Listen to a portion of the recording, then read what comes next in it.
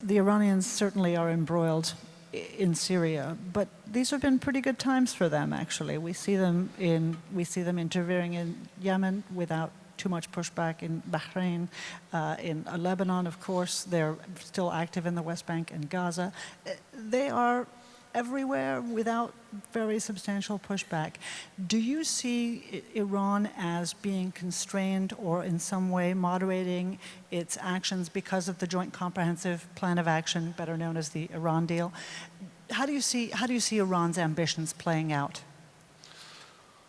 It's no secret we had a disagreement, President Obama and myself, on the nuclear issue. That deal was signed. I think right now we have to concentrate on three things.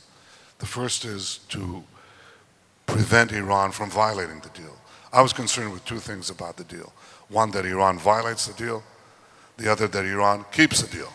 And within 15 years, they have a clear path to producing the enriched uranium for a massive nuclear arsenal.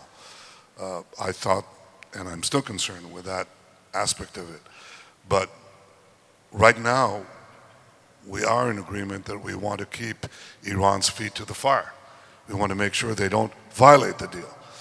And the President and I spoke about that today at some length.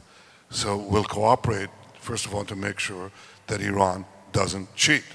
And believe me, it has a proclivity for cheating. So that's the first thing. The second thing is, we have a vested interest, and by we I mean the United States and Israel, not only Israel, to prevent Iran's conventional aggression.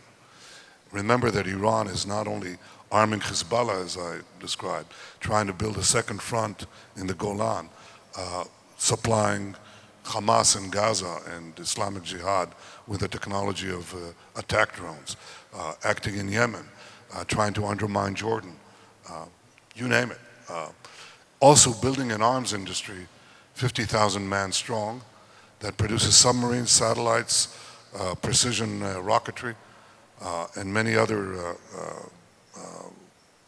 advanced weapons. And Iran could pursue this aggression if it's not met with countervailing force. So I think the second thing, other than keeping their feet to the fire, is supporting your allies. And the most important ally and the most important countervailing force for Iran is the state of Israel. Support Israel. If I can be subtle enough, and the President and I are discussed today an MOU, a Memorandum of Understanding for American military support for Israel for the next 10 years. Imagine the Middle East without Israel. Well, what do you think would happen in our immediate vicinity? I'm the foreign minister, so I have to be diplomatic. I leave it to your imagination. Now imagine a Middle East with three Israels. One in Afghanistan, one in Libya, one near Yemen. It'll be a far different situation. The support for Israel that I'm talking about, well, the United States supports Israel to the tune of $3 billion a year, okay? You spent on the wars in Afghanistan and Iraq $1.5 trillion. So that's 5 centuries worth of support for Israel. I think Secretary Carter and the President today said that supporting Israel is not just important for Israel, something that we deeply appreciate, but it's also a very solid investment in American security as well. We are an ally that doesn't ask for any American troops. We never have, and we don't intend to. We can defend ourselves. We just want to have the tools. So I think the second thing in fighting Iran is giving Israel the tools to defend itself and deter Iran. And there's a third item that I think is essential. Iran is not merely practicing aggression in the Middle East. Iran is building a terror network in both hemispheres, adding a new terrorist cell roughly every 4 weeks. When I say both hemispheres, that obviously includes the Western Hemisphere, this hemisphere.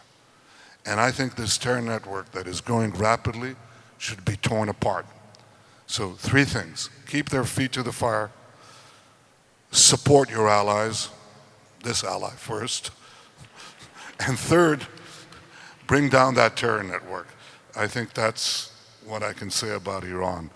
It'll be left to history to see if Iran will modernize and reform under this clique. I have my doubts. I hope I'm wrong. I suspect I'll be proved right. But I'll be delighted if the Google kids take over Tehran. That has not yet happened.